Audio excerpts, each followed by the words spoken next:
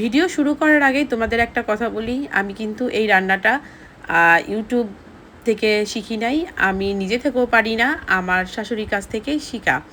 তো আসলে এই রান্নাটা কিন্তু আমি কিছুদিন আগে আমাদের কণ্ঠশিল্পী কনক চাপা একটা ভিডিও করেছিল, তো তার সাথে একটু মিল আছে, তবে পুরাটা মিল নাই।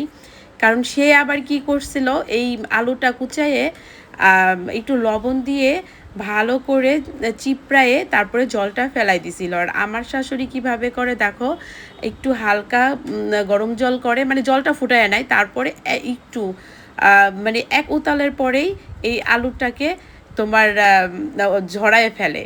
তো তবে আমার শাশুড়ি যেভাবে শিখিয়েছে এটা কিন্তু খেতে মনে হয় একই রকম হয়, আমি জানি। আর এই যে দেখো তেলের ভিতরে আমি এইগুলো ছাড়ার পরে কিন্তু প্রথমে মনে হয় লেগে যাবে, তবে এটা লাগে না। আর একটু হলুদ আর লবণ দিয়ে সিদ্ধ করে নিছি। সিদ্ধটা কিন্তু এক উতালই হবে, বেশি নরম করা যাবে না। আর এই যে ফাইনালি দেখো কি সুন্দর ঝরঝরে আলু ভাজি হয়ে গেছে। আর এই যে দেখো বাদামটা, এই বাদামটা কিন্তু আমি একটা অনুষ্ঠানে খেয়েছিলাম। এই আলু ভাজার ভিতরে বাদাম দেয়, তবে এটা খেতে কিন্তু অনেক স্বাদ হয়।